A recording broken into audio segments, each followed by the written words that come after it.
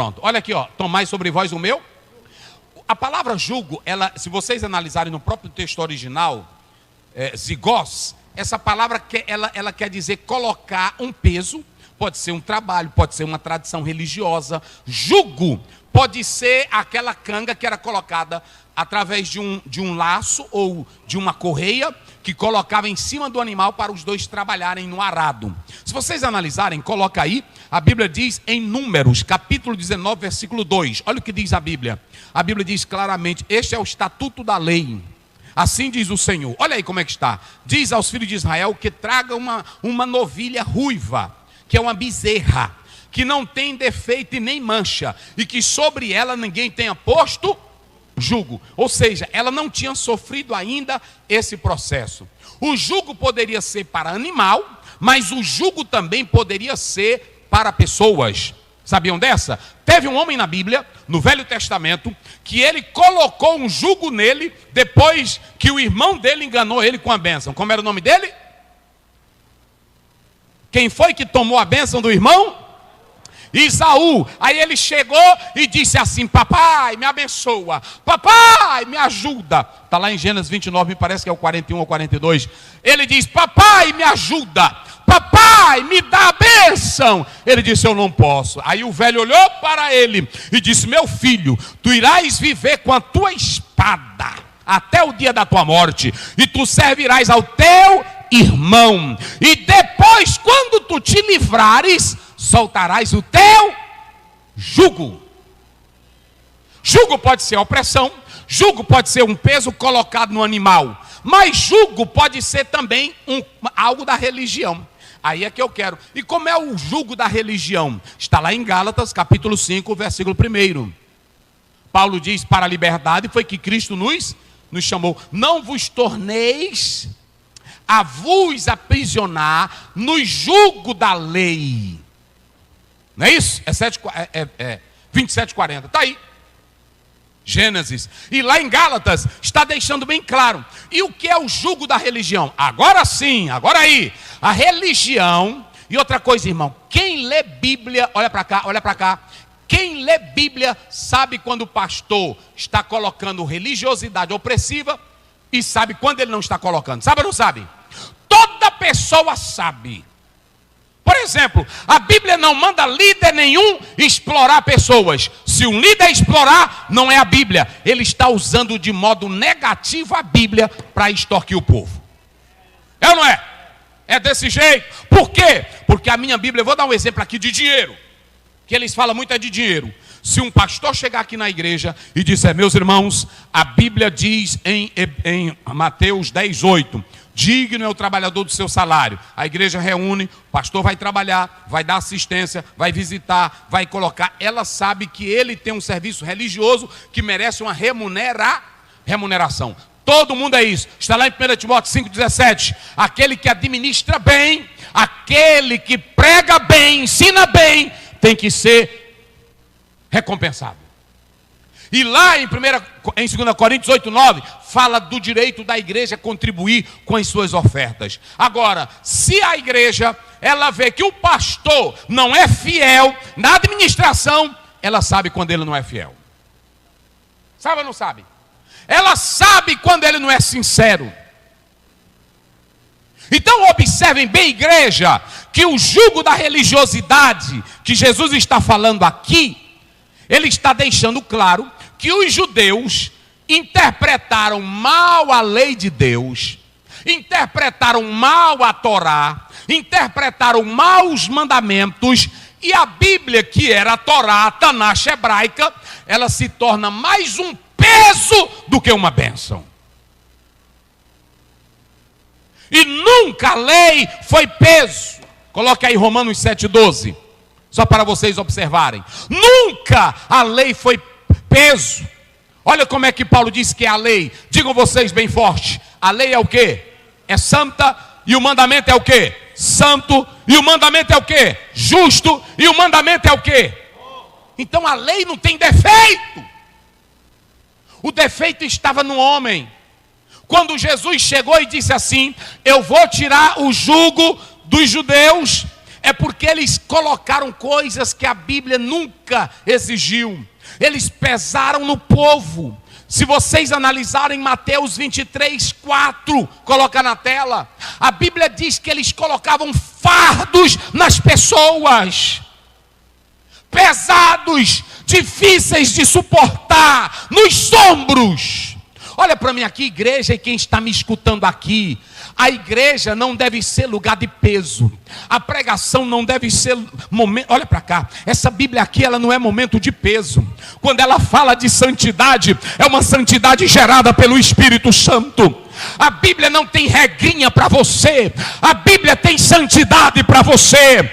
A Bíblia não tem peso para você. Ela tem vida de vitória para você.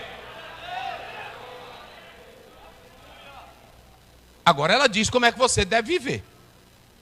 Aí você me pergunta, pastor Ziel, e por que não vai ser um peso para a minha vida de comunhão com Deus? Por duas razões. Primeiro, você não vai entrar aqui e ficar do jeito que você veio. A primeira coisa, sabe por que isso aqui não se torna peso para mim? Sabe por que isso aqui não se torna peso para você? É peso quando o pastor fica obrigando. É peso quando o pastor impõe. Agora, quem nasceu de novo, João 3,3... aquele que nasce de novo, ele recebe a natureza do Espírito Santo. E a lei do Espírito de vida em Cristo Jesus te livra do pecado e da morte. Irmão, quem entra nesta igreja, quem entra para a fé nascendo de novo de verdade, eu não estou falando nascendo de regras, eu estou falando nascer da lei do Espírito, como está em Romanos 8:2. Sabe o que acontece? Nunca é peso ler Bíblia, nunca é peso orar, nunca é peso se congregar, nunca é peso adorar a Deus, nunca é peso contribuir, nunca é peso. Tem crente que vem para a igreja à força. Tu não nasceu de novo, meu filho. Tu que entra aqui não tem desejo de dobrar o joelho para orar, tu tá bonzinho de saúde, tu não nasceu de novo. Porque quem nasceu de novo, eita glória,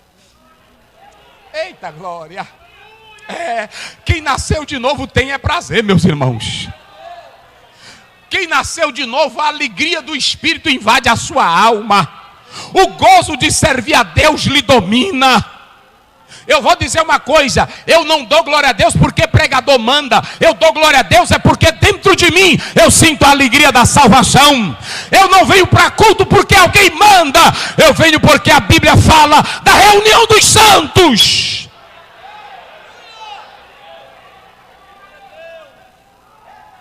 Eu mesmo, vocês podem observar, se vier 2 para o culto aqui no quinta-feira eu prego, se vier 1 eu prego, mas eu não fico, gente, cadê vocês? Cadê? Apareçam. Não, a Bíblia manda eu pregar. A Bíblia não manda eu colocar peso. Tem pastor que ele passa o domingo todo e o povo não vai mais para o culto. Ele passa o tempo todo botando regra, botando peso. O irmão já vem com peso lá de fora. E quando termina o culto ele sai com outra carga. Agora quem nasceu da água e do Espírito, quem nasceu da verdade do Evangelho. Irmão, eu vou só dar um exemplo aqui para vocês o que é Evangelho. Olha para cá. Quando você vai, porque é outra lei, prestem bem atenção. Tem 2 leis, tem a lei da carne e o que mais? A lei do Espírito. Vamos, tem as 2 leis. Quais são a lei da e o que mais? Ora, se a minha Bíblia diz, lá em Gálatas capítulo 5, versículo 17, que há uma oposição entre a carne, aí a Bíblia só diz assim, fale com o pastor que ele vai vencer essa guerra. Foi assim? Ah, não? Fale com o maior teólogo que ele vai te ajudar a vencer essa guerra. A Bíblia diz no 16, enchei-vos do Espírito e não cumprireis. Aí quando você vai para Romanos 8:8, a Bíblia diz, aqueles que estão na carne não podem agradar a Deus. Agora, quando o Espírito Santo de Deus entra em você e te dá uma nova natureza pela palavra, 1 Pedro 1, 22, 23. Sendo de novo gerados, não da semente corruptível, mas da incorruptível, a palavra de Deus, a qual é viva para sempre. Irmão, quem nasce da palavra, eu vou dizer uma coisa para vocês, tem crente que fica, pastor, eu posso fazer isso, é porque a palavra não entrou ainda. Quando você vê crente, pastor, eu estou na igreja, mas tem umas coisinhas que eu não concordo, a palavra não entrou ainda. Porque quando o rio de Deus entra, ele te bota para tu nadar nas coisas espirituais, que tu não se perde com o periférico. Sabe por que tu estás se perdendo com coisinha velha? É porque o evangelho não entrou ainda, a tua natureza é velha. Não chegou nem no tornozelo ainda. É verdade. Olha para cá. A Bíblia diz que quando Jesus está lá em Lucas 19, quando Jesus entrou na casa de Zaqueu, que aí Zaqueu viu Jesus, olha o que é mudança de natureza. Eu pergunto aqui para vocês, Jesus mandou Zaqueu devolver alguma coisa? Não, grite bem forte. Jesus mandou ele devolver alguma coisa? Jesus pediu para Zaqueu se consertar com os vizinhos? Jesus pediu para ele sair pedindo perdão para os vizinhos?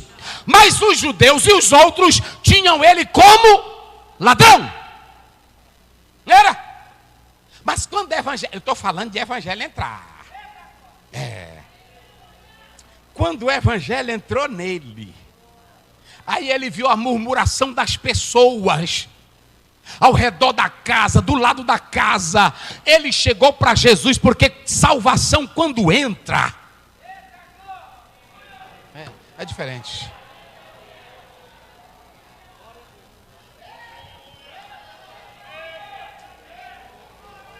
Eu estava lendo essa semana e um pastor, nesse livro, ele me disse uma frase para mim que eu não vou esquecê-la mais nunca.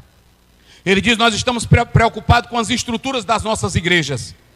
Nós estamos preocupados com os nossos nomes. Mas igreja não se faz com templos. Igreja não se faz com livrinhos. Igreja se faz com evangelho. E evangelho é para mudar vidas. A igreja está cheia de pessoas que querem instituição. Agora, quem vem para o evangelho, nascido pelo evangelho, a natureza é a de Cristo. E quem tem natureza de Cristo é feliz.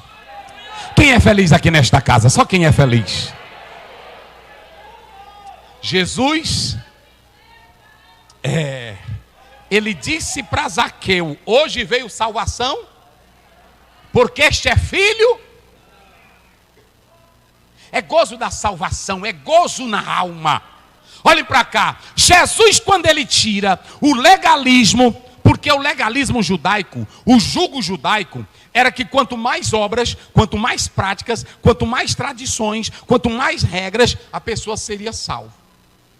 Eles não acreditavam que bastava apenas Jesus. Eles não acreditavam que só Jesus era o suficiente. E tome regra, e tome regra, e tome regra, e tome regra. Agora eu também vou dizer a verdade de Deus para vocês tudinho, mulher de pastor, missionário e quem quiser. Tem um bocado de irmãos nossos que estão dentro da igreja, que ainda a natureza carnal está prevalecendo.